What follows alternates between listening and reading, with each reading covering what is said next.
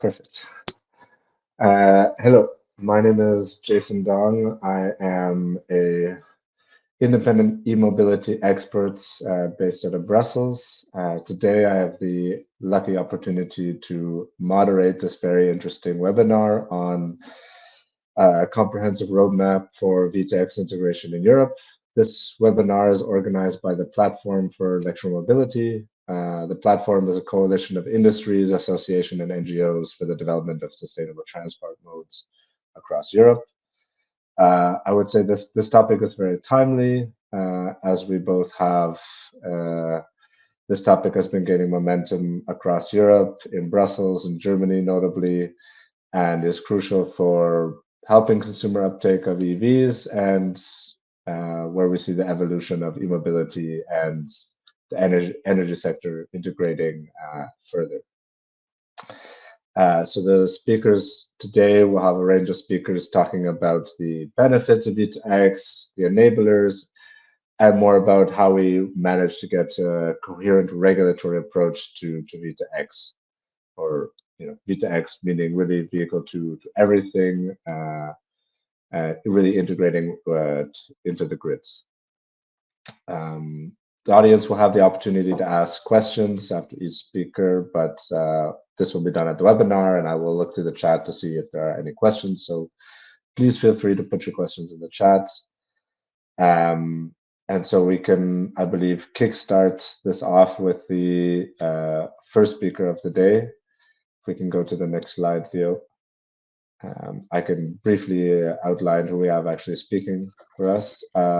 So over today, we'll have Linus from Volvo Cars, Briuk from Smarten, and Katarina Augusto from Solar Power Europe.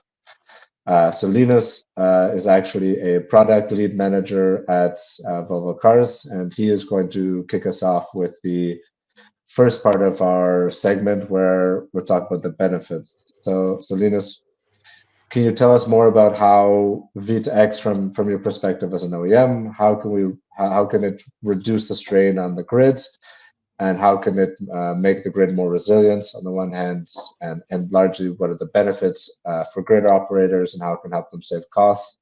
And secondly, how can V2X support our energy independence, so Europe's energy independence, and boost the use of renewables into the grid? Thank you. Yeah, starting with the grid. The grid is under enormous stress the coming years.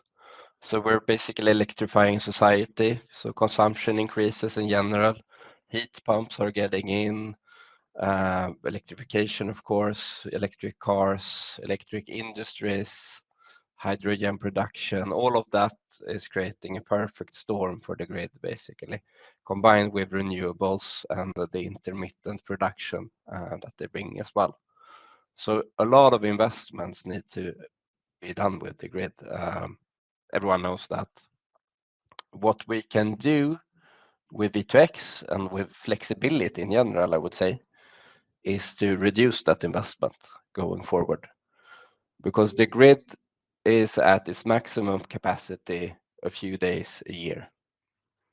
And if we can use flexibility to reduce consumption during those days and increase production if it's vehicle to X, well, then we can cope with less investments in the grid, basically. So I would say that's the main benefit, and it's tons of money at play here for the DSOs. And I think this value can be quantified in 3 different ways. One is power and capacity, which is what I talked about now. Then we have ancillary services, so frequency, and we also have a resilience that the cars will bring. So I think the first one, power and capacity, for cars to be able to properly help the grid there, we need to sort of change the attitude towards flexibility, which is on the way. It's being talked about all the time. But instead of building cables and transformers, we need to rely on OpEx heavy things such as flexibility. So we're basically paying end users to reduce their capacity or produce at certain times when the grid needs it. So massive potential to help the grid, basically.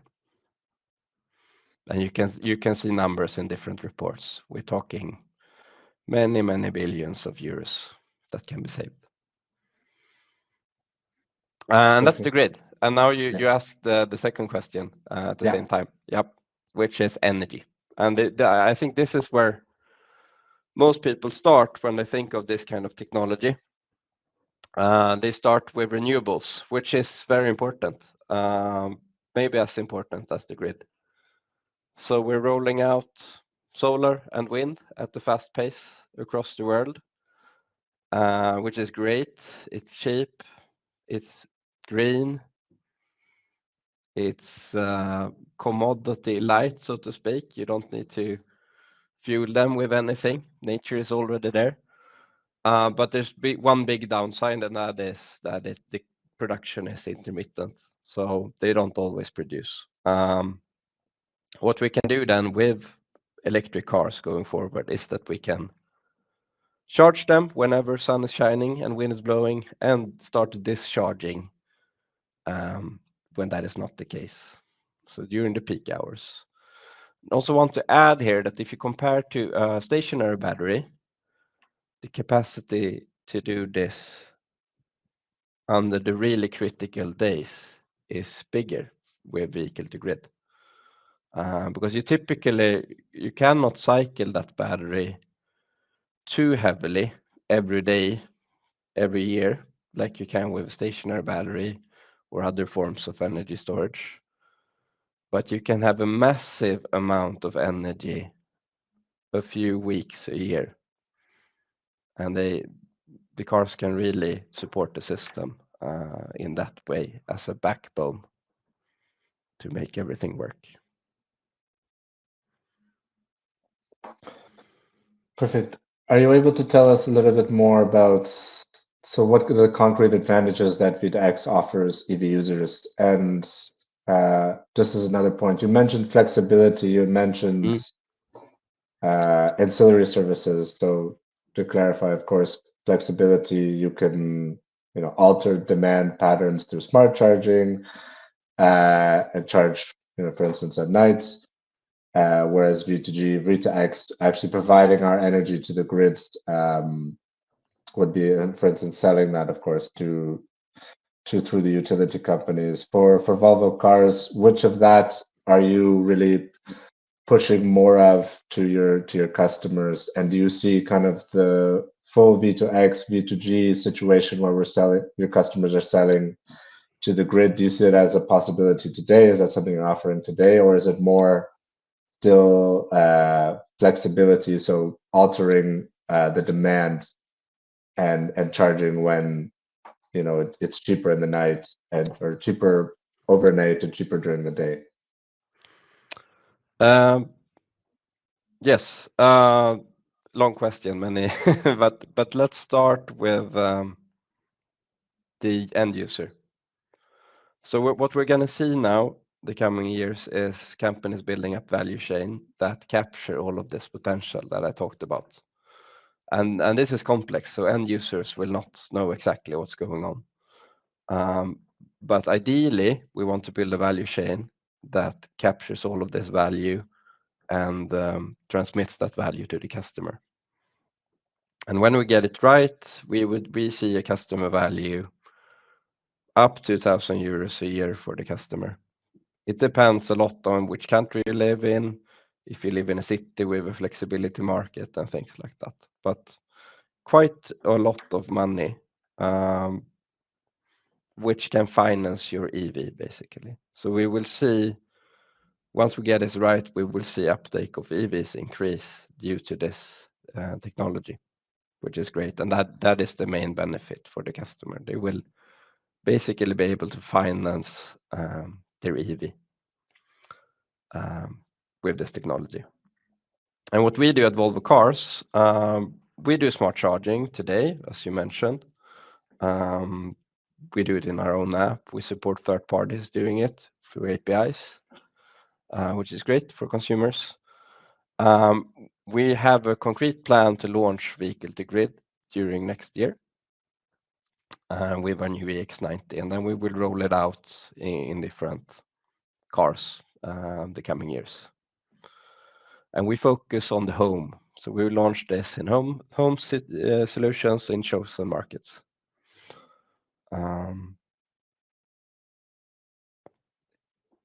Yeah, I guess that was your question.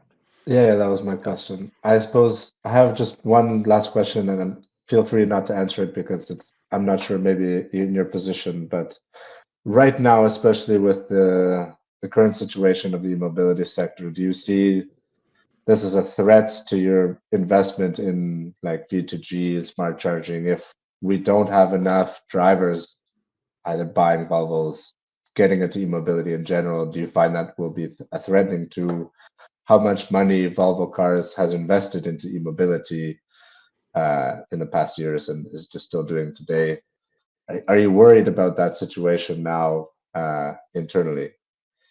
Yeah, I mean, yeah, as you alluded to, it's not in my position to comment exactly on Volvo's strategy and so, but of No, course, since the market is down a bit, it's a threat to us.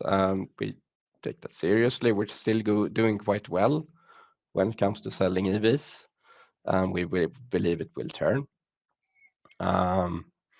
So I wouldn't say it doesn't change anything for us. We're still heavily committed in the EV. We want to take the lead among the traditional OEMs, and we are sort of in the lead. And our bet on energy solutions around the car still stands. Yeah, of course. No, that makes sense. So I guess the answer is no. It's not.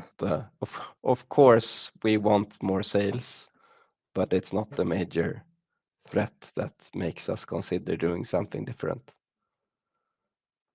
Yeah, of course. Great. Well, thanks. And then I will save all the questions that I get in the chat until after towards the end. But now we can transition to our next speaker. So thank you very much. Appreciate that. Our next speaker comes from Brussels. Brioc Géant is the Senior Policy Officer at Smarten. Smarten, for those of you who don't know, is the EU Business Association empowering consumers in building industry and transport for the energy transition. And so your members actually provide solutions that allow consumers to react flexibly to energy signals, contributing to energy efficiency in general. And so you're here to tell us more about how we can enable V2X. So from your side, Brioc, what else needs to be implemented which is currently hampering development of V2X? And as a second point, why is it important to have harmonized data requirements across Europe? Thank you, Jason, and good morning, everyone. So indeed, there has been quite a few important files that have been adopted last year at the EU level that target different segments of the e-mobility. So, for example, the Alternative Fuel Infrastructure Regulation for public charging, the Energy Performance of Buildings Directive for charging in buildings, the Renewable Energy Directive, which also has a part on charging, and this are very good and it will be very important file to monitor their implementation. But as of now, it is a bit too soon to say what has been done because it's really ongoing. And by the way, the Commission has now a new commissioner for implementation, so it will be very important to follow what this commissioner is doing and concretely regarding this file. But maybe the point I want really to stress is on the electricity market design. So this is really a big package that, if correctly implemented, can be a game changer for flexibility because it has a lot of very positive elements, provisions for flexibility and V2X to really strive. And we had a revision last year that was also very good, but there has been already some rules set in 2020 that have not been consistently implemented across member states.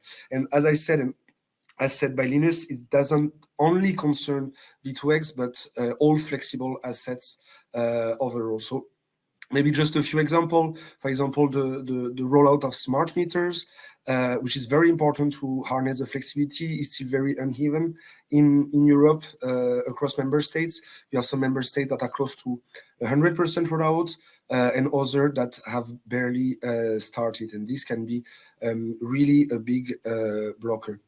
The link also to the issue and the discussion around grid congestion, the procurement of flexibility from distribution system operators should be enhanced, because this would really optimize the energy system by using all the flexibility means and avoid, in some cases, costly grid reinforcements.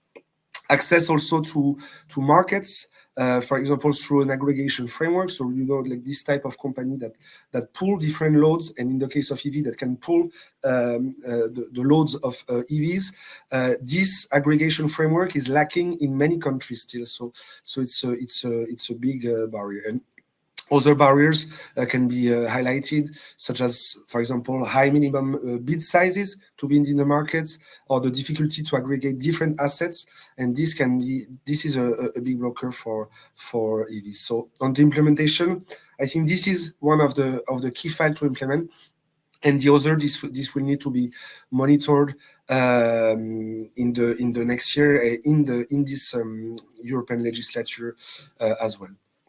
As regard to your second question on harmonized data requirement, what is really key is to have interoperability in the EV ecosystem. So we have many different actors. We have the car, obviously, the charger, the consumer, the system operator, the service provider, and we really need to avoid that all of these people talk in different language, basically, and at the end don't understand each other. We also need to avoid having 27 different ways of treating data, and have one, and really ensure that we have one consistent EU energy and mobility data space, because this would ultimately reinforce the single market and also benefit consumers. So for this to happen, we need to have a minimum set of data, a sort of threshold that is acceptable for everyone to be shared in a coherent format. We see already that in the Renewable Energy Directive, there has been some good provisions put forward on data sharing. And this is, for example, a first step, and we really need to ensure that it's consistent across Europe. So coming back to the recent development at EU level, in the mission letter of the new Commissioner for Energy, for example, the EU energy data space has been included. So this is really a very positive example, and this is very welcome. And we are looking forward to see what will happen next. Perfect, thank you. I just want to come back to a couple of things you mentioned in your opening. So on the EMD implementation, I mean, for those of you who have been around for a while, I feel like many people have complained about EMD implementation for years. Do you see anything that Brussels can do to really support implementation, or is that really kind of a member state's competence now at this point, and really there's nothing to be done? And or should the member states be relying on anything to accelerate implementation, or is it just writing that international law? It's hard to reply to this one, but I think the Commission can always put pressure on member states to implement, but then it's a sort of political game, and I don't want to enter into too much details, but like the last threat is obviously the infringement procedure, but then it's very tricky politically, I would say. But I think it's also a lot of you have many member states that just don't necessarily understand the rules that have been put forward in the electricity market design. So this could be the role of the Commission to, and I'm sure the Commission is doing it already, to have guidances to our member states on the best way to implement some provision, and have really discussion with those. Just for you to know, but and we don't want at all to substitute ourselves to the institutions, but at Smarten, for example, we're currently drafting a implementation guidebook in this aspect, so really to help member states implement key measures, key provisions that have been put forward. So this is the sort of work that can really have an impact, or at least we really hope it will have one. Great. On the data side, you said that you want everybody to talk the same language across the data space. Are you as a smart and then trying to push one kind of communication protocol that everyone speaks, or is it more just everybody needs to be on the same page? So I think we need to rely on let's say best standards used by businesses, but we don't want to impose a standard because this can really hamper innovation somehow. So, but I think what's important is really to push several standards that are commonly used by the industry or by other stakeholders and highlight them. And from those, you can have something. But only having one standard can really be problematic. I think so. We need to give the choice, but ensure really some communication somehow between these standards and communication tools. Perfect. And then on the just one last point on the data, you said that the EU energy data spaces is a good start within the mission letter, but do you find that there needs to be harder legislation in the data policy sphere to support V2X, something like in-vehicle data, or do you think what we have is enough and the Commission doesn't need additional legislation here? From my perspective, I think what has been put forward in the Renewable Energy Directive is already good because it gives really indications to industries on what to do. Again, it's a personal opinion, but I don't see what in-vehicle data would bring in addition. I think like the data discussion is already hard enough to tackle, to have like additional and legislative burden. But again, I'm really open to see what will be done next by the Commission in this aspect. Well, luckily we have someone from the Commission with us here today, so hopefully we can get some additional insight from them. Yeah, that's all I have the questions I had from my side, but yeah. Maybe just an important thing I would like to add on the enabler. It's the question of double taxation. Just very briefly, because this is really, if not the key, one of the key blockers for V2X to strive, is when really the energy is taxed when it is stored and also reinjected to the grid. So this really prevents V2X business models to exist. And at the moment, we have like the energy taxation directive that is currently being revised at EU level. But because for X, Y, and political reason, it is unlikely to be finalized anytime soon.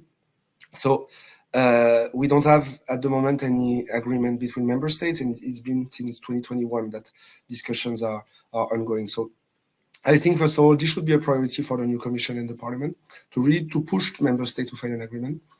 And if there is no agreement, national laws should be changed in this aspect. You have already some leading countries that removed double taxation, but sometimes some others, like, it's still present, and so there V2X cannot just exist. And sometimes it's really only targeted for, or like discriminatory for V2X. For example, in Germany, double taxation has been removed for stationary batteries, but not for mobile ones.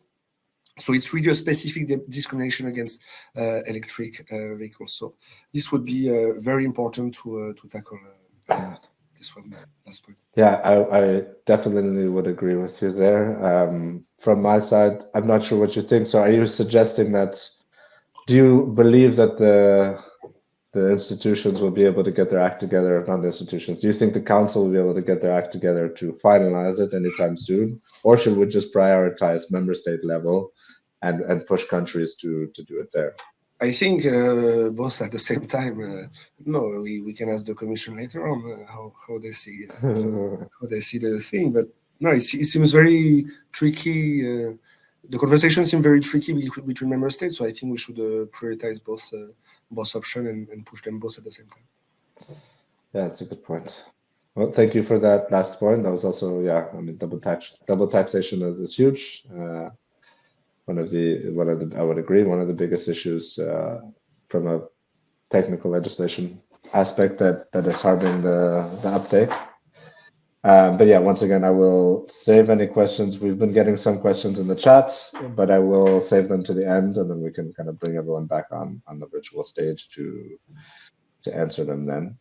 But I will move to the next speaker. Thank you very much for your helpful intervention. The next person we have is Caterina Agosto, the Senior Technical Advisor at Solar Power Europe. Solar Power Europe, for those of you who don't know, I believe is the Solar Energy Trade Association, representing, I imagine, many members across the spectrum. But tell me, Caterina, what does the Solar Trade Association have to do with V2X? From your side, why is it important for EU countries to have a consistent regulatory framework for V2X? And can the institutions ensure that V2X measures are integrated in a comprehensive way? I mean, Briu just told us that there's a bit of mix and match, but maybe you can expand on that a little bit. Yeah, of course. Thank you so much, Jason, and good morning, everyone. Yeah, first of all, Solar Power Europe it's a trade association that gathers a lot of different members, from manufacturing until integration of these solutions on the system together with PV. And it's important for solar to be well integrated, to have flexibility solutions together with the integration of the solar. So V2X for us is exactly that. It's a flexible solution that can support the integration of solar. In the end, it's another extra storage space that we very welcome to help the integration of solar into the grid. Regarding the EU and why it's important to have the consistent regulatory framework, in simple terms, we are at the moment that the EU is starting integrating vehicle-to-grid technology. So it means that we have a space to work and to tackle the difference between member states and create a more unified set of rules that will support innovation and standardization. I think Björk already kind of highlighted a lot of points on that sense, and the example of the last webinar on demand response network code, the discussion is still in the beginning. Now we have the proposal from the regulator that it doesn't really mirror this need of integration of rules at European level, and that's something we believe that we need to work further in order to have a better integration of this technology. However, there's also some countries that still didn't work on some points that we spoke before, and Björk already mentioned that with the double taxation. And this is a challenge that after so many discussions and after years, we need to have a EU action plan regarding these missed opportunities that are not supporting the integration of this technology. However, we need also to take in consideration when speaking of harmonization that there is indeed some particularities on some member states that cannot be translated to EU. So on this case, for example, vehicle-to-grid, so slow public charging, there is too many particularities on the member states that doesn't allow to have a unified strategy. And on this case, we need to leave for member states, but where we can harmonize and support this framework at European level, we should work for that. And already a very good start to work on this would be the demand response network code and the implementation of the regulation. Yeah.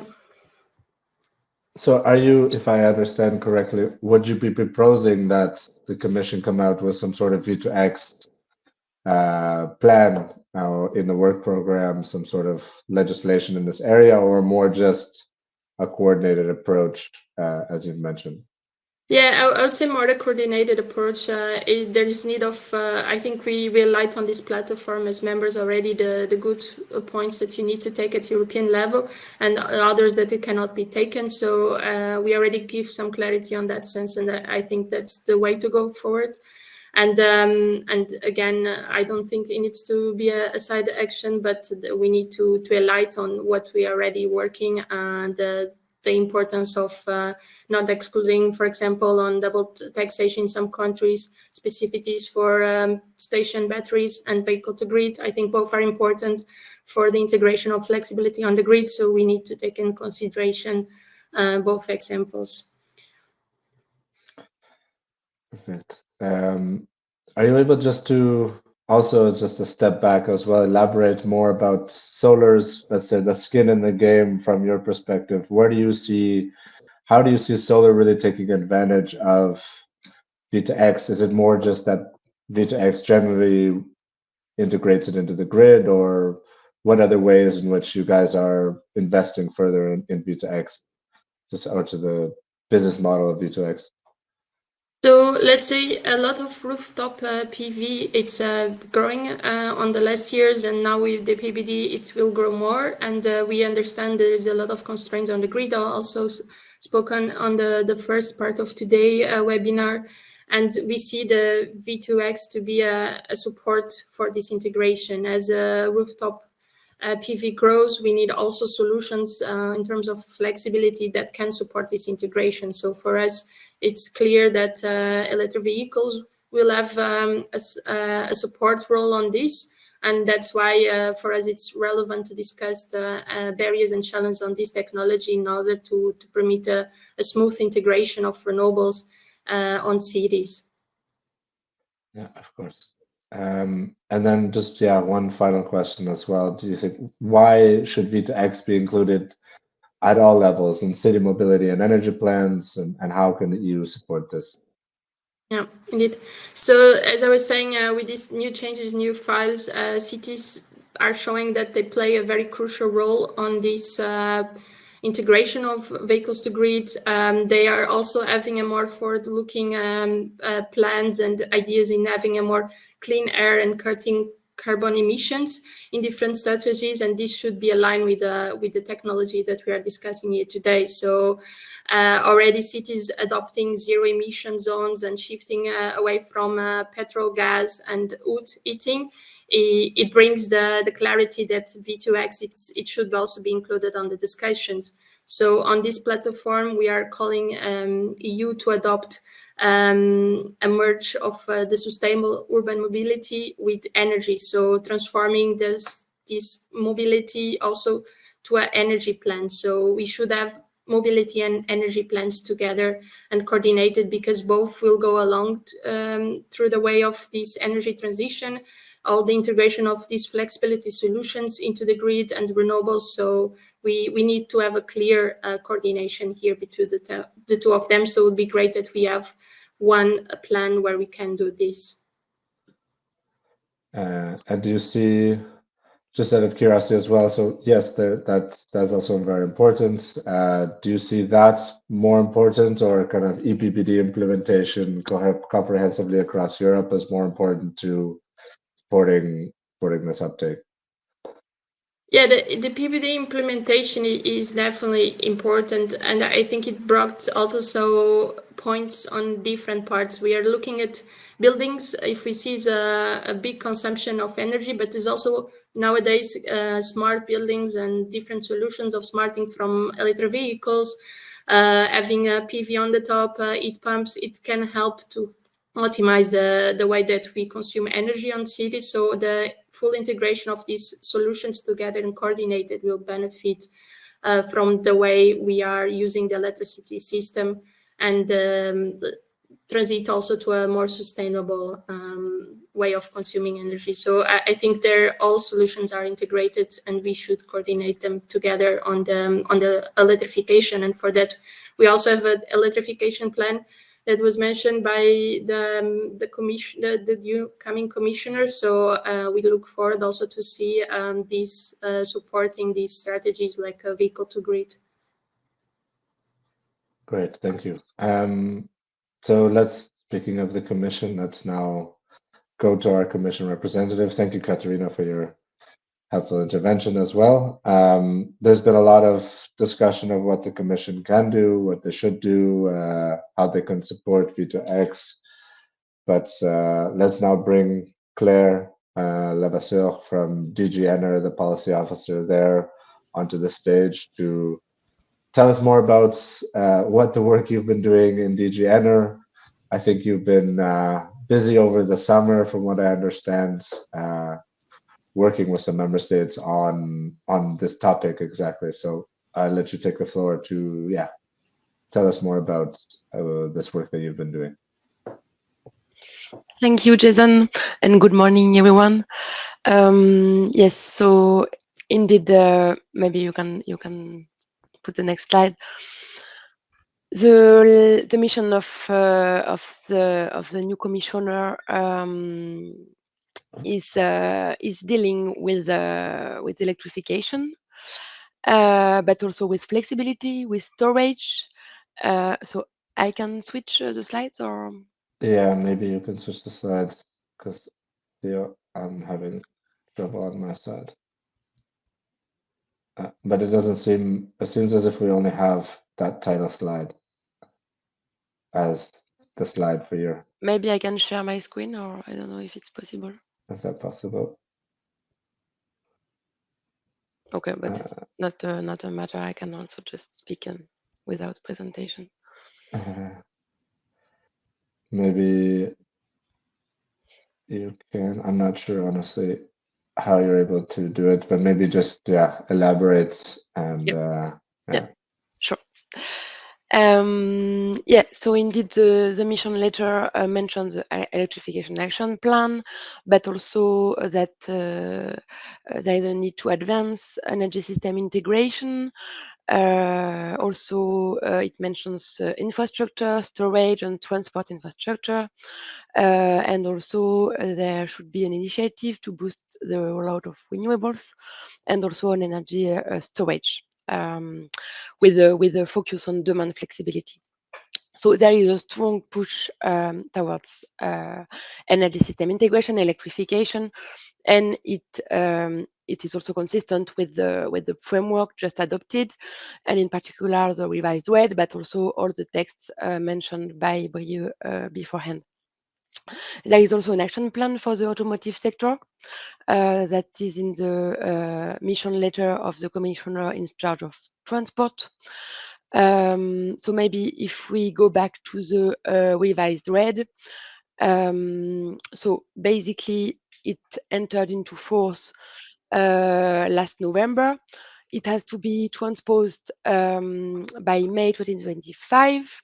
And a guidance document has been published on 2nd September in order to help member states implement some provisions, including the Article 20A on energy system integration and e-mobility. So it's available online. Maybe you already flagged it, but I can maybe give some insights into this guidance. So basically, so Article 20A is very important to ramp up the deployment of smart and bidirectional charging. Basically, it addresses four elements. First one is providing real-time data on the renewable share and the GHG emissions of the electricity supplied. Second point is enabling battery information access in real time as well to battery owners and users, but also to third parties. Third point is smart charging, so enabling smart charging functionalities at private charging points, and where appropriate, bidirectional charging functionalities. And last point, non-discriminatory access for small and mobile systems in electricity markets. So we really see paramount importance of V2G to be deployed. We do know that there is a strong storage potential And last studies show that it can reduce peak grid loads by up to 15% in 2030 and by up to 20% in 2035. So given that the flexibility needs will double by 2030, we really see that this is very important. Oh, yes, you found it. So maybe you can go to slide 8.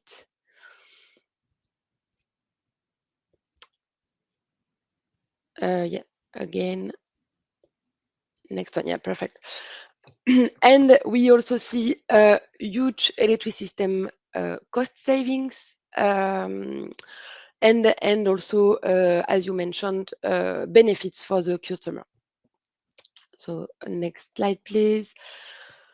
I will not detail it too much because I already explained a bit what is in that paragraph. Maybe next one. Yeah, maybe I will focus a bit more on that one because I think it is a key piece of this legislation that will be very important to smart and bidirectional charging. So I already mentioned it, but maybe next slide. Thank you. So what we have provided in the guidance, in addition to what was in the legislation, is explanations on the scope. What EVs are concerned and when, the data format, the frequency of availability of this data, some details and examples on the explicit authorization for the access to this data. Also, on the enforcement, we explained that sanctions can be adopted by member states. Audits should be carried out. And also the exchange interface, that it has to be done over the air as it has to be done in real time through harmonized interface. And I would like to point out this point, which that was already mentioned before, but we really want to avoid a fragmentation across Europe. We really think that it's important to have an harmonized approach of this data sharing. And in that regard, when drafting the guidance, we realized that further discussion was needed to agree on such implementation details. That's why we suggested in the guidance document to hold a dialogue with stakeholders, so with member states representatives, with the Commission, with the industry, in order to agree on these pending questions. So this dialogue should start in October and aims to agree on this. Next slide, please. Yes, so the paragraph 4 of Article 28 is about smart and bidirectional charging, echoing what is also in the EPBD and echoing what is in the in AFER for public charging points and for smart charging. Bidirectional charging is only mentioned in EPBD and RED. There is also something on the interface with smart metering systems. Next slide, please. And what we provided in the guidance document on that is referring to what can be done by member states in order to encourage and how to implement this. So for smart charging and for bidirectional charging, we encourage member states to implement incentives to use these functionalities. Also very important to have dynamic pricing, which is already planned under EMD, but we really think that it's important to adjust the charging behavior according to price signals. Also encourage off-peak chargings and related to grids, implement what is already in the legislation. So, for example, ensure simple, streamlined procedures for connecting to the grid, ensure that DSOs and TSO regularly provide information on the available grid hosting capacities, but also, ensure that the stakeholders involved in the planning of electromobility infrastructure provide information regularly to DSOs on the future projects. No, we can stay on that slide, please. Yeah, and specifically for bidirectional charging. So basically, as it's mentioned that it's where appropriate, it is up to the discretion of member states to define in what cases private recharging points can support or should support such functionalities. So we recommend member states to use the specific assessments that are required under HEFER, but also other double charges, which is already foreseen in the EMD. Also, HEFER will mandate this year through an implementing act, the standard ISO 15118-20, that will enable bidirectional charging, but that will only be made mandatory from 2027. And we encourage already now car manufacturers to use this standard on a voluntary basis as from now in order to ensure interoperability. Yeah, and the flexibility market as well. So next slide, please. 20A paragraph 5 is about electricity markets, but basically it's already what is in the current legislation in the EMD and also in the forthcoming network code on demand response. We can maybe switch to the next slide because we will come back to that. This is already to this is only to mention that there are several links with other legislation in this Article 20A. We all know that V2G and e-mobility is a cross-cutting aspect. So we are having bridges with the other legislation. And the last slide, please. Yeah, just to make this bridge with HEFER, because it entered into force in April. Its application started in April, especially the fact that smart charging should be ensured at public charging points. In the clean energy package, Brieux already mentioned it, but very interesting provisions about non-discriminatory access of demand response to all electricity market, either directly or through aggregation. Also on the full recognition of independent aggregators, on the use of flexibility by system operators. Also, the reform of the EMD defined new flexibility provisions in order to boost non-flexibility in general. And finally, the new network code on demand response that is whose draft has been transmitted to Acer and whose submission to Commission should happen before the end of the year and subsequent adoption in 2025. Thanks a lot.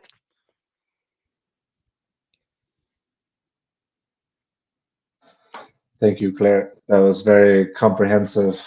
I just wanted to ask a little bit about the guidance that you said you've kind of worked on over the summer and that you finalized now. From those lessons that you've learned in the guidance, do you think that what is the best way that kind of member states should be supporting it? Is it through, I know you mentioned incentives, communication protocols, but what is probably the most direct way they can support either the implementation of the RED 3 on these specific aspects of V2X and or the business case here? Is it through, did you find that it's going to be more of a mix of kind of incentives and adopting legislation swiftly, or is it a mix in many cases? But I know you've also been speaking to the German authorities, for instance, on their process of V2X. But is there anything you can, tell us about that? Yes, indeed. I mean, I think it's a mix of solutions. Several work streams are working on that. Currently, we have indeed this German Coalition of the Willingness. There is the Sustainable Transport Forum under chaired by DG Move. They have use cases on smart charging, and they are doing a very good work on that. But it is more for data points when the vehicle is plugged in, which is a bit a different use case than the one in the red, which is in real time. So basically, also when the vehicle is on the move. There will be also the Smart Energy Expert Group under the Digitalization Action Plan that will be launched soon in October, with also a subgroup on smart charging, including bidirectional charging. So things are moving very fast. I think now everybody has understood the great potential of V2X, and now we really need to advance. So the electrification action plan will be also an important piece, but I think all initiatives will be very important. And do you think, now just going back to the electrification action plan, do you think you've mentioned all these initiatives in parallel that are ongoing? Do you think we need new initiatives at EU level to push the business case of V2X, or we just need to implement now? It's a bit premature to answer now, but of course, I mean, at this stage, a lot is already laid out in the legislation that member states can already implement. And I think if already all what is in the legislation is implemented, it will help a lot. But still, some requirements might be needed. And in that regard, if we see that there is a need for that, of course, it can at some point come up, but it's too early to tell you now. Too early to tell. Yeah, for sure. Okay, thank you very much. And with that, I think we will get to the end of our session. I just have as the kickoff of some of these Q&A from the audience. Claire, I wanted to actually ask you, are you able to share the slides after the webinar? Is that something that you are allowed to do? That's my first question. Can we bring Claire back on stage?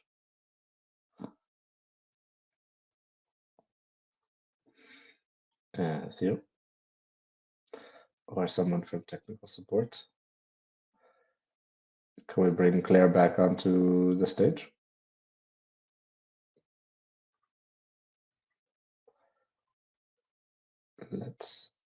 Or can we even bring everyone back on the stage, yes. so we can so are you able to share the link? Absolutely. Yeah, and the link to the guidance? Yeah, okay, absolutely. Perfect.